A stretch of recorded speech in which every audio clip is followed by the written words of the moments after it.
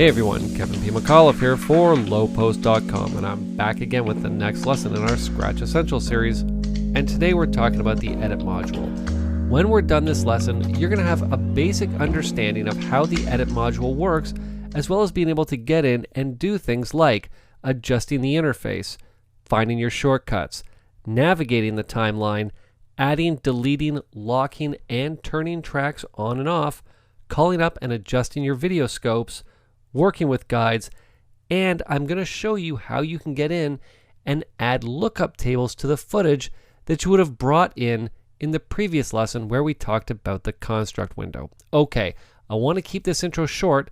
Let's just get into Scratch and let's get started. Alright, so let's Command or Alt and Tab into Scratch. And I want to draw your attention to the fact that we are dealing with 3 layers of video in our offline. Now that's going to be important in just a second. Now, as you know from the previous lesson, we are in the construct module, and we're going to be heading into the edit module for this lesson. Now I could head down to the bottom of the screen, select the edit module, and we'd be all set to go. I'm not going to do that. We want to use the keyboard shortcut. As we progress through the course, I'm going to be calling out more and more keyboard shortcuts, and in this lesson, I'm also going to show you how to access the keyboard shortcuts because it's really just what's going to speed up your overall workflow inside of Scratch. So to call up the Edit module, we're going to use the keyboard shortcut F2. You'll remember in the previous lesson, we talked about F1, F2, F3, and F4 representing the construct window, the edit window, the color effects window, and the render window respectively. So I'm simply going to hit F2 to call up the edit module, and here we are. And to be honest, this window might appear to be a little bit daunting when you first get in here because there's a lot of information.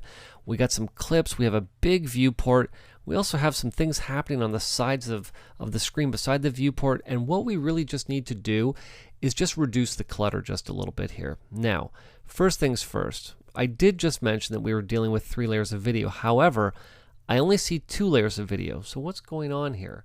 Well, it's not that that layer is hidden. It's just that the interface is positioned in such a way that I can't see it.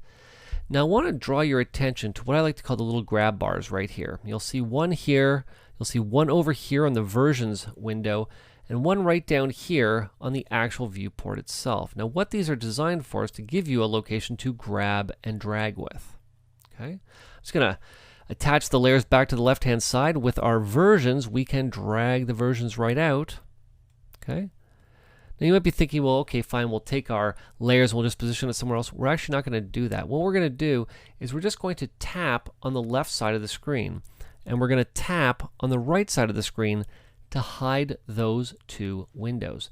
Now to call them back up, all I have to do is just mouse over and then tap on the left side, mouse over and then tap on the right side to get those windows back. A very, very handy thing to have because, to be honest, we're not really going to talk about layers and versions until the next couple lessons, so I just want to hide them for now, and that's a simple way to do it.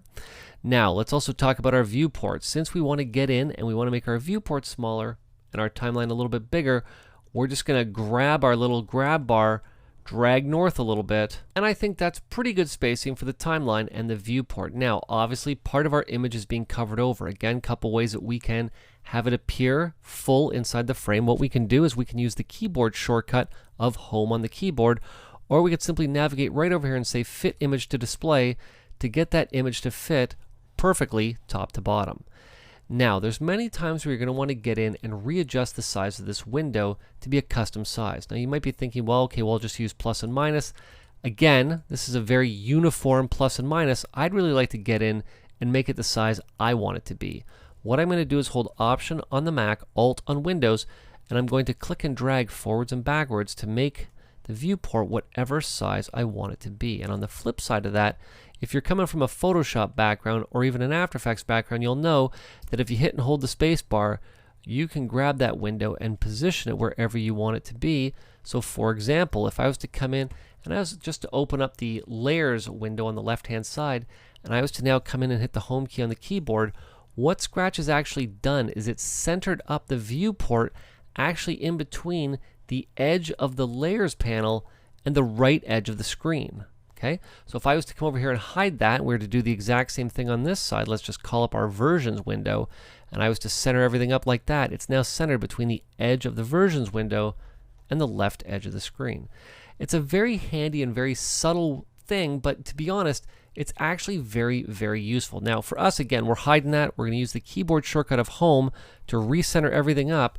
And let's actually talk about keyboard shortcuts before we go on. Since I've started calling them out, it does bring up the big question. How do we access the keyboard shortcuts? Keyboard shortcuts key on the keyboard. Of course, let's go with the shortcut of H to call up the keyboard shortcuts. Now, what I find interesting, and it throws people a little bit, is you'll notice that there are 5 tabs in the keyboard shortcuts. However, there are only 4 modules, and render is not one of the options inside of the keyboard shortcuts. So what's going on here? Well, keep in mind, construct is a module, color effects a module, edit is a module, but contained in the edit module, we not only have the edit commands, we also have the player commands as well as the viewport options. You'll see right here, home is what we've been using to fit our image to the display. Now, let me point something else out that's important. We've organized our interface exactly the way that we like it. The only thing is we don't want to be doing this every time. But if I was to come down and close my project and to come back into the project again, come back to the edit module, you'll notice that everything is positioned exactly the way that you left it. So very handy. Now let's get out of here versions. I'll stick you over there on the right hand side of the screen. Let's now just talk a little bit about this concept down in the timeline, because we've been talking about it up here in the viewport. You'll notice over here on the right hand side of the timeline, again, we have the ability to zoom in and zoom out. However, what I'd like to do is to use the keyboard shortcut. I'm going to hold Option or Alt depending on what platform I'm on, and instead of dragging up and down, I'm going to drag left and right. Right to zoom in, left to zoom out. Again, I can use the home key to center everything up so I can see the entire timeline. And what we also have the ability to do when zooming in is to hold that spacebar down to pan around the timeline, just like we did inside of the viewport. Now I'm just going to hit home again, and I want to draw something to your attention as well. And this is actually something that I found very cool inside of Scratch. Now, what's important to keep in mind with Scratch is that, to be honest, you're probably not going to be doing a lot of editing inside of Scratch. Scratch really is a powerful finishing system, meaning you're going to be doing your color grading and even doing some effects work inside of Scratch. So your timelines are going to be more or less locked when you get in. Now, you may have to make minor modifications. And of course, you do have the ability to drop clips in. You can get in and you can, of course, get in, trim things how you want. We can get in and adjust it by doing a ripple trim, or we can get in and roll it back and forth like this as well. But I want to show you what's very cool that happens when you click on each one of these clips. Take a look below each one of the clips. You're going to notice this big bar appears. Now the bar is varying lengths based on whichever clip I happen to click on. What that bar represents is the actual clip. How much more of this clip that I have that's not contained in my timeline. So if I ever needed to get in and slip this clip around, you know that slip is taking the clip, leaving the edit points exactly where they are, and adjusting the actual media inside the clip. What we can do is hold the Shift key, and you'll now see underneath each one of the clips.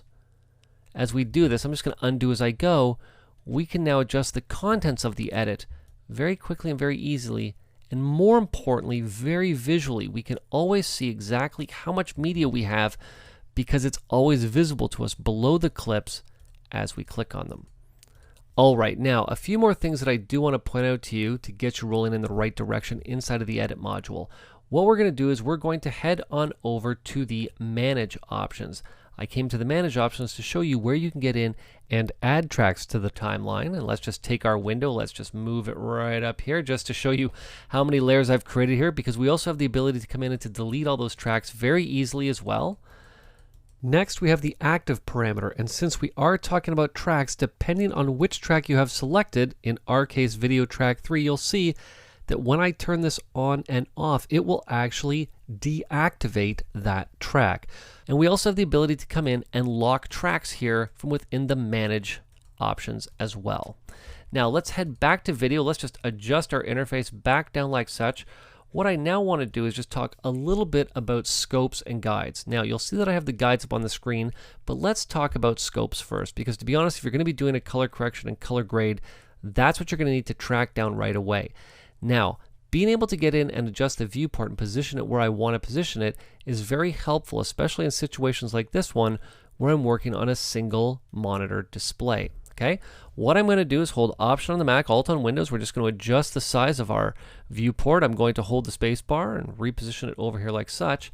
I'm going to head to the top left-hand corner of the screen to my scopes option. Now I'm going to take the scopes, bring them right over here, and drop them right there. Now, very handy, very helpful. Maybe I need the scopes to be bigger. Maybe I need the scopes to be smaller. How do we get in and adjust them? We're going to adjust our settings. Now, as soon as I click on the settings, you're going to see that the window opens up super wide. Now, to be honest, you're not going to be working with the scopes with the settings turned on because there's a lot of space going on here that we really don't need, because obviously, again, space is at a minimum. Now, we do have the ability to turn on other scopes if necessary, as well as adjusting the brightness of the scopes that we're going to be working with. Now, for me, I normally like to have my scopes fairly bright, and I like to have the background opaque. Now, the big one that you're going to be going to is what is the size that you're going to be using. Do you want it to be half size, super tiny, full size, or you can even have it double size? Now, to be honest, double size is a little bit big. I prefer to have it full size. I'm going to turn the settings off, and you'll notice there's our little grab bar. I'm just going to position this right over here, and let's get in and let's just fit the image to the size here. Now, you'll see, of course, it's taking into account the fact that the scopes are there, but that's okay.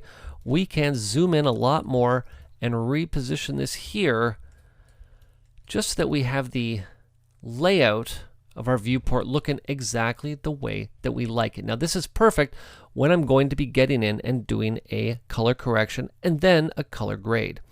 Now, you'll notice that I'm turning the guides on and off. The shortcut for that is F10 on the keyboard. Now, to access the guides, what we're going to do is we're going to head on over to our settings.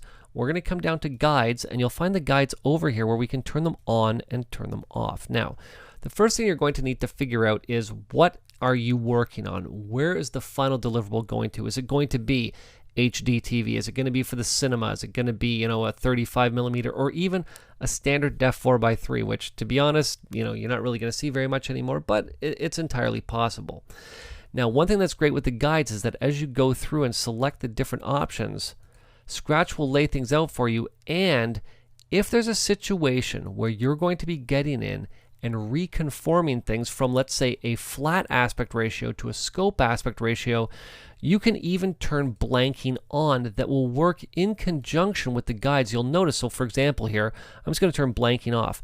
When I switch from HD TV to CinemaScope, you'll notice that I can still see the image at the top and the bottom outside of the safe picture area. But if I was to come down and turn blanking on, you'll now see that all of that area is blacked out and I can't see it. And if I was to now just basically to come back to the main timeline, you'll now see this is showing me, or for that matter, not showing me everything that's appearing outside of the frame. Now, of course, keep in mind that as soon as I hit F10 on the keyboard, guides disappear, and so does that blanking. So guides, something you're going to want to have at your fingertips at all times. Again, F10 on the keyboard. So you have your scopes, you have your guides.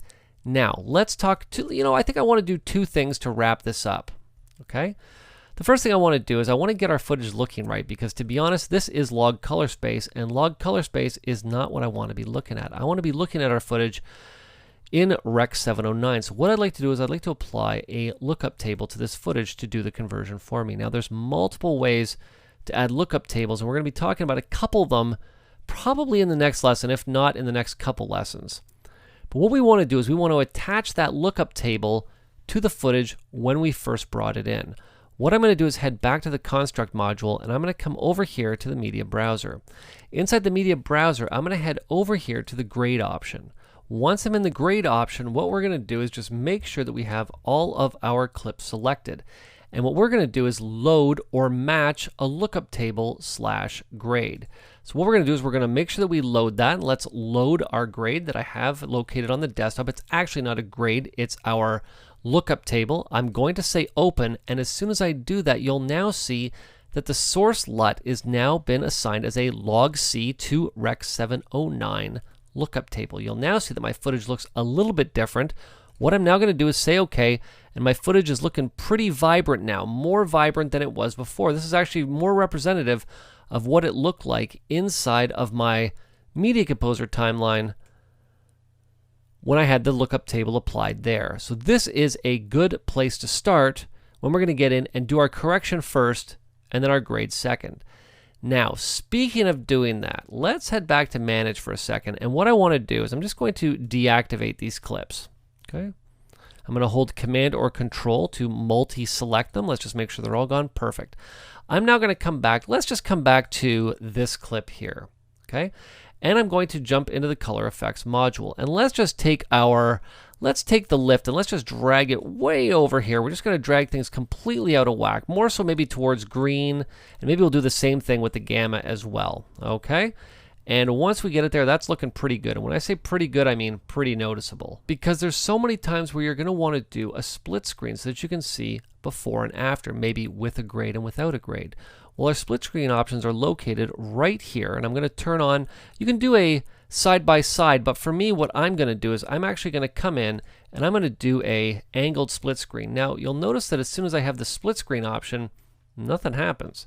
You'll notice I'm dragging. I can even get in and rotate it, but again, nothing's happening. Now, I wonder why that is. Well, the reason is because I want to get in and turn the grade off on the original clip and just see what it looks like in comparison to the graded clip. And I can do that by simply coming over here and turning the grade off on the right-hand side of the wipe. Now what I can do is see the difference between one and the other. Now again, I've kind of gone to the nth degree here, and in a lot of cases this might be very subtle, or if you've gone in and really stylized your footage, this is a great way to show a producer or director, hey look, this is what the before looked like, this is what the after looked like. But this is really going to come in handy when you're just doing the color correction to start things so that you can see what the footage looked like when it wasn't quite right to what it looks like now when you've gotten in and made it look the way that you need it to look. All right, so we've covered a lot. And to be honest, there's so much I could go into inside of the Edit module. What I want you to use this as is, like I said, a stepping stone in the right direction. So you can now jump in. You've now have the ability to get timelines into Scratch and now get in and start playing around in the Edit module to do things like what I've just done, because you need to prepare yourself for our next couple lessons. We're going to get in and go in depth inside the Color Effects module. All right, now as always, if you have any questions, you have any comments or ideas for upcoming lessons or courses, I want you to head on over and post them in our forums at lowpost.com/forums. And if you have any questions for me, you can always send them to kevinpmcauliffe@gmail.com.